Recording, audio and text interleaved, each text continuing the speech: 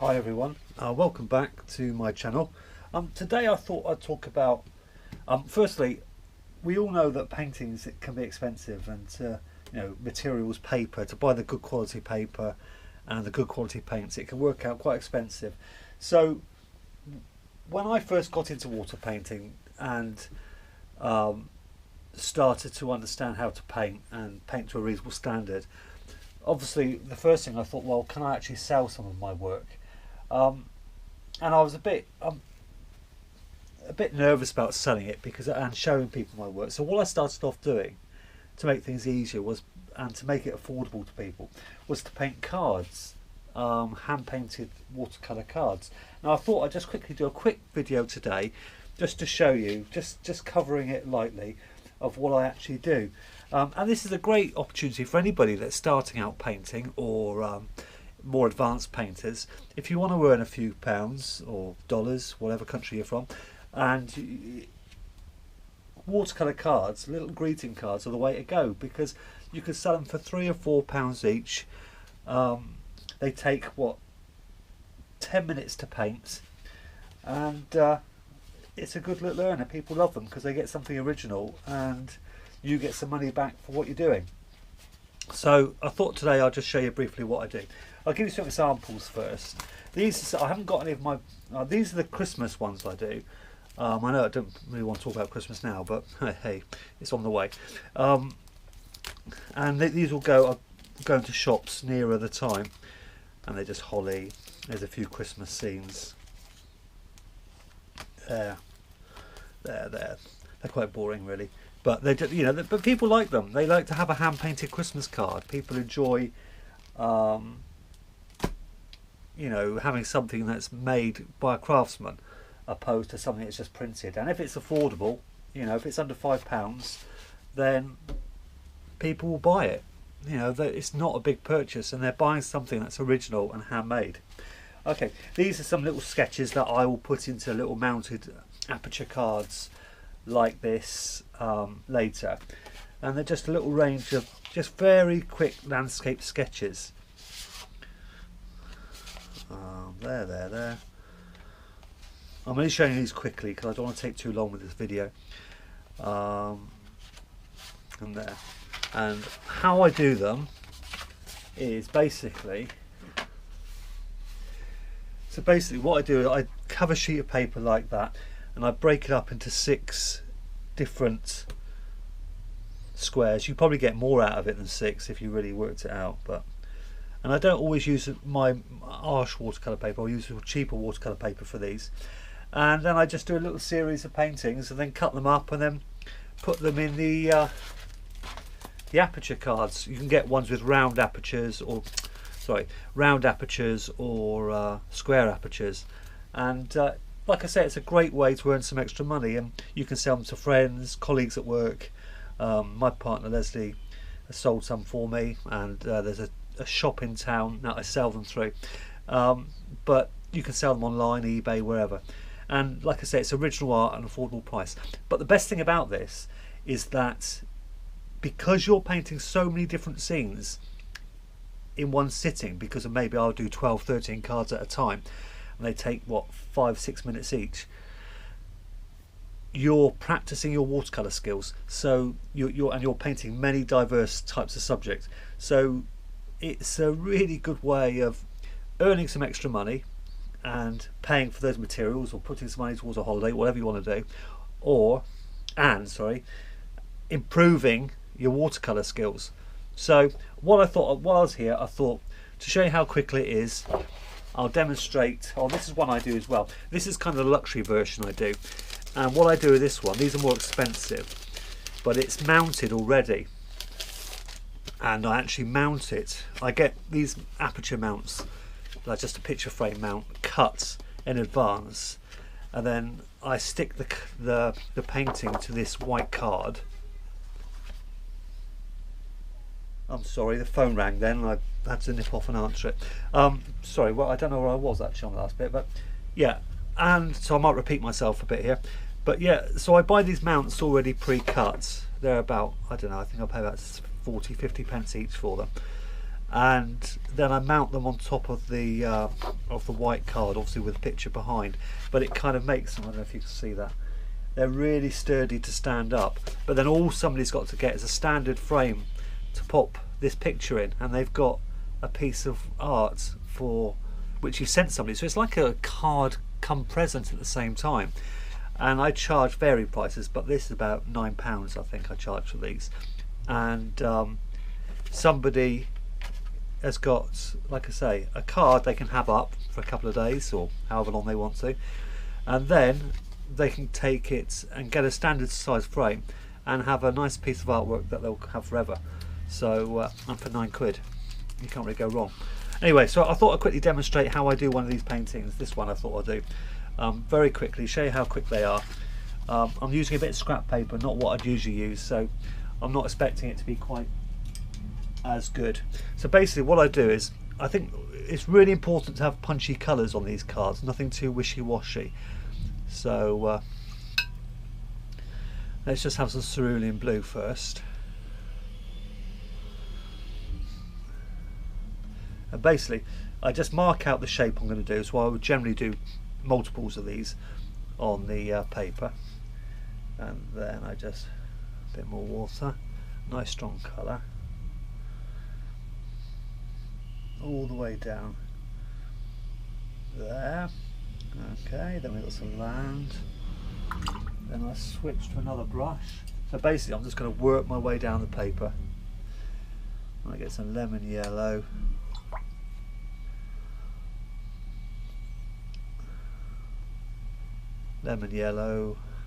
and some cobalt blue. Again, like I just said, you want, actually I've got too much water in these palettes and it's diluting the paint too much. Let's just take some of that out. So it's lemon yellow and cobalt blue. When you start doing these, you need, if you do multiple ones, you get in the swing of it very quickly, and you can paint many pictures in not long. When you're just doing one, it's a bit of a faff because you don't get into a swing of it. So just bear with me. I don't hair on that. There we go. I don't want to touch everywhere. Now a bit of green. And every card, the beauty of it is every card is original. You know, there's nothing mass produced about them. Every one is an original piece of work, which is lovely. You know, some are better than others, but you know, it's original artwork. So give it a go. I'm just going to put a little bit of pink in there because I know you get lots of thrift on the hills this time of year, and it looks beautiful. This is where I've just come back from, the Isles of Scilly. I sell a lot of my work there. I used to sell more when I lived there, and I used to sell a lot of my work. So there we go, I've just dropped some colour into that to make that will dry quite interesting. Then I'm just going to do some rocks down here, so I'll use a bit of burnt umber and a little bit of raw sienna. There'll be some rocks.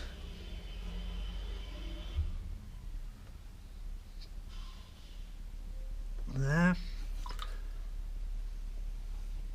And when you do multiple ones, you can go to the next one and let this section dry. So you're moving your way around the paper. While that bit's drying, you're starting another one. So there, that's the idea. So now we'll do the beach, and for that I just use Naples yellow. I might just have a little bit of magenta in it to pink it up at times. And it doesn't matter if you run into the colours a little bit, because you know that's just half the charm of the card. You know, you get that nice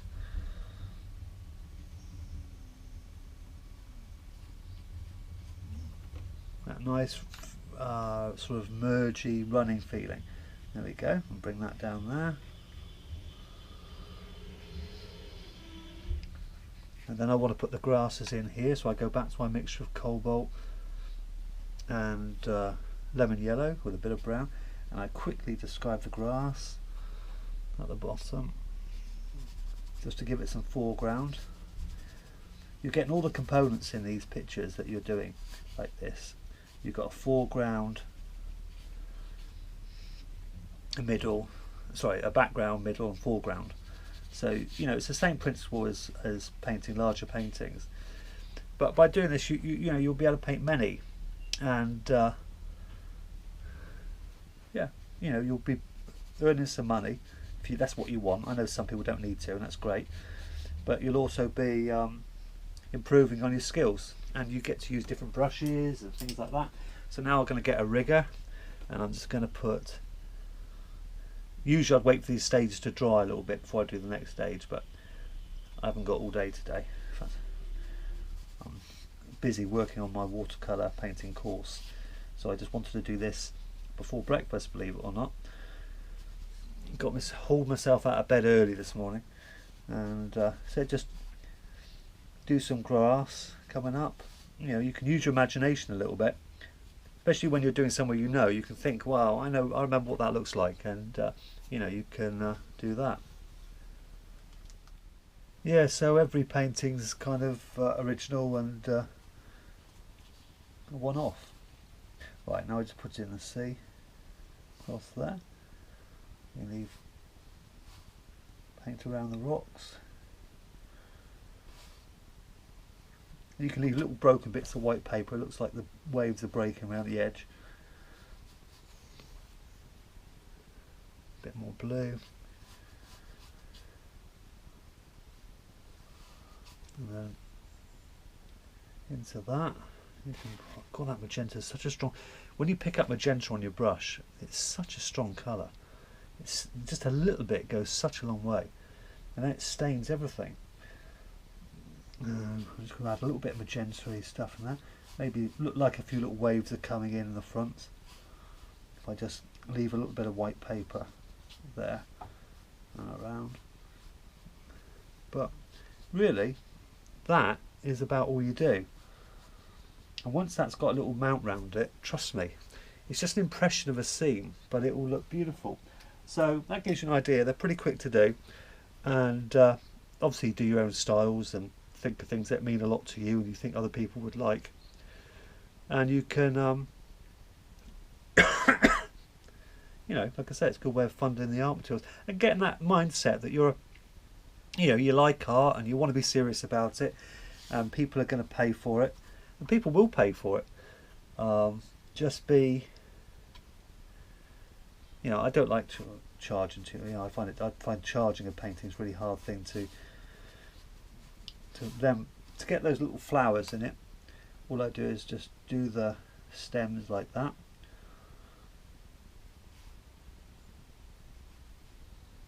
I don't want to go into that because it's still wet, but like that. Then a little bit of magenta. These are little foxgloves. Digitalis is also a name for them, but they grow everywhere in Scilly, and they look lovely. And you just pop those in like that, just really loose. Anyway, there we go.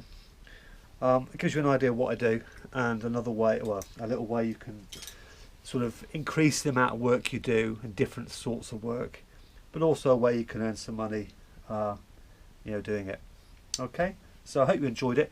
Please like and subscribe to my channel. There'll be more things like this coming up. Give me a thumbs up, and I've got a new Facebook page actually that I'd love people to come over to. I don't think I've got anybody that likes it. Well, I did have an old one which I had 25 likes on, but I used to do a lot of oil painting, but now I've moved more towards watercolor, so I've changed my Facebook page to solely dedicated to watercolor. It's just kind of came to life last week, so